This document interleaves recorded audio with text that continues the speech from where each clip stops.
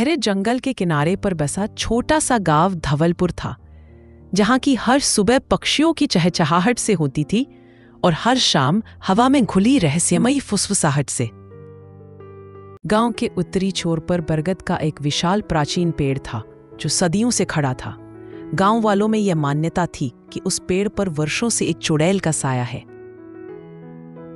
माँ, क्या आपने कभी उस पुराने बरगद के पेड़ को देखा है?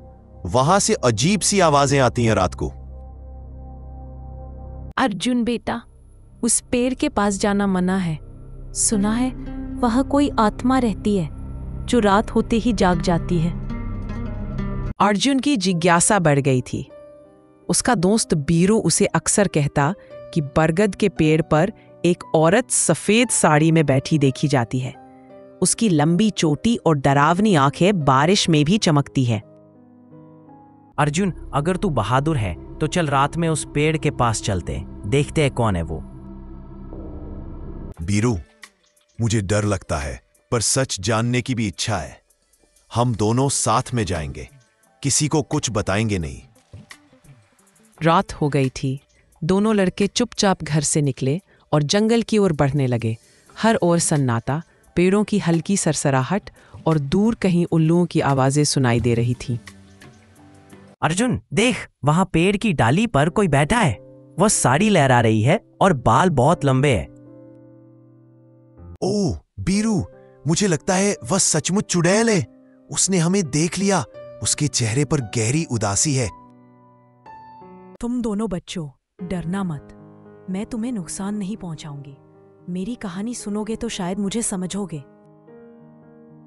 लड़कों की घबराहट थोड़ी कम हो गई, लेकिन डर अब भी आंखों में था। चुड़ैल की आवाज में दर्द था। अगर तुम बुरी होती तो हमें अब तक डरा चुकी होती। क्या हुआ था तुम्हारे साथ? बरसों पहले मैं भी इसी गांव की रहने वाली थी। मेरा नाम सविता था। मेरा अपना परिवार था, पति और एक छोटी बेटी। चुड़ैल की आंखों से आंसू बह रहे थे। हवा में दर्द महसूस हो रहा था। उसकी आवाज कांप रही थी, मानो बीते कल की टीस उसे फिर से जीने पर मजबूर कर रही थी। एक रात गांव में आग लग गई। सब भाग रहे थे। चीख पुकार मची थी। मेरी बेटी उस समय घर में अकेली रह गई थी। फिर क्या हुआ? मैं भागती हुई लौटी, पर आग की लपटों में फंस गई। अपनी बेटी को बचाने के लिए मैं खुद चल रही, मगर उसे न बचा सकी। लड़कों की आंखों में आंसू थे। वे समझ चुके थे कि पेड़ की चुड़ैल के पीछे एक मां का गहरा दर्द छुपा है और उसका साया पीड़ा में बंधा हुआ है। सविता दीदी, क्या तुम्हारा दुख कुछ कम हो सकता है? हम कोई मदद कर सकते हैं क्या? मेरी आत्मा को बस अपनी बेटी की एक झलक चाहिए, किंतु वह अब इस दुनिया में नहीं रही। मेरी सुध को शांति तब मिलेगी जब कोई मेरी कहानी गांव को बताएगा। लड़कों को सच्चाई समझ आ गई थी। वे जानते थे अब उनके जिम्मे बड़ा काम है। चुड़ैल ने धीरे से हाथ हिलाया और उसकी साड़ी की छाया हवा में विलीन हो गई। हमें सबको सच बताना चाहिए ताकि कोई फिर घर में न रहे और सविता जी की आत्मा को शांति मिल सके। हाँ, सुबह होते ही हम सारी बात गांव वालों को बताएंगे। सच्चाई सबके सामने लानी ही होगी।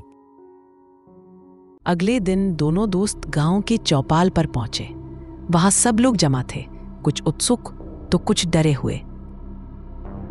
अर्जुन, तुमने रात कहाँ बिताई? तुम्हें ढूंढते ढूंढते सब परेशान हो गए थे। माँ, मैं और बीरू बरगद के पेड़ के पास गए थे। वहां हमें सविता दीदी मिली। वो असल में चुड़ैल नहीं, एक दुखियारी माँ है। अर्जुन और बीरू ने पूरी कहानी विस्तार से सुनाई। गांव वालों के चेहरों पर पहले डर था, फिर दया और अफसोस का भाव आ गया। अगर ये सच है तो हम सविता बहन की आत्मा के लिए पूजा रख सकते हैं। लोग बिना सच जाने कितनी गलतफहमियां पाल लेते हैं। बेचारी सविता दीदी, एक माँ का दर्द। हम सबको उनकी आत्मा की शांति के लिए दुआ करनी चाहिए। पूरे गांव ने मिलकर बरगद के पेड़ के नीचे पूजा और प्रार्थना की ताकि सविता की आत्मा को शांति मिल सके। वातावरण अब पहले जैसा भारी नहीं रहा। तुम सबने मेरी कहानी सुनी, मेरा दर्द समझा। अब मेरा मन हल्का है। धन्यवाद बच्चों। भरी आंखों से चुड़ैल यानी सविता की आत्मा नीले आसमान में मिल गई। उसकी पीड़ा कहीं खो गई थी। बीरू, मैंने कभी नहीं सोचा था कि किसी चुड़ैल के पीछे इतना दर्द छुपा हो सकता है। लोगों की बातों में सिर्फ डर और अफवाहें थी। सच है अर्जुन, हमें हर डर के पीछे छुपी सच्चाई को जानना चाहिए।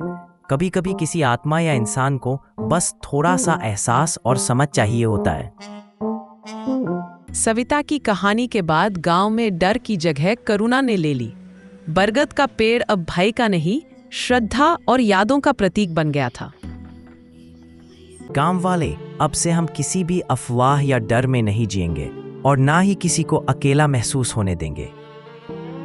बच्चों ने हिम्मत दिखाई और सच्चाई को सामने लाया। इससे गांव में नई रोशनी आई है। उस घटना के बाद अर्जुन, बीरू और गांव के लोग हर साल सविता की स्मृति में पूजा रखते और जरूरतमंदों की मदद करते रहे। चलो बीरू, अब से जंगल में भी डरने की जरूरत नहीं है। हम जानते हैं हर साया अपने पीछे एक कहानी लेकर चलता है। हाँ अर्जुन, अब जंगल की फिजा पहले से कहीं ज्यादा सुकून भरी लगती है। अब डर नहीं, सिर्फ श्रद्धा और अपनापन है। बेटा, तुम्हारी हिम्मत और समझदारी पूरे गांव का डर दूर हो गया। मां, मुझे अब समझ आया कि दूसरों की पीड़ा को समझना सबसे बड़ी इंसानियत है। अर्जुन और बीरू की बहादुरी का किस्सा बरगद के पेड़ की तरह गांव में सदा के लिए जीवित रह गया।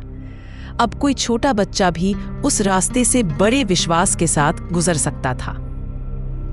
जब भी कोई नया बच्चे गांव में डर की बात करता तो उसे अर्जुन और बीरू की बहादुरी और सविता की सच्चाई बताई जाती थी। अर्जुन, अब तो मेरा मन करता है कि ऐसी हर अफवाह की सच्चाई सामने लाए। हम दोनों मिलकर पूरे गांव को रोशनी और उम्मीद से भर देंगे बीरू। हर बीती रात और उजली सुबह के संग सविता की आत्मा की शांति गांव पर बनी रही। धवलपुर अब पहले से कहीं ज्यादा खुश और सुरक्षित था। कभी कभी डर के पीछे छुपा दर्द समझ लेने से न केवल आत्मा को मुक्ति मिलती है, बल्कि इंसानियत भी नई राह पर चल पड़ती है।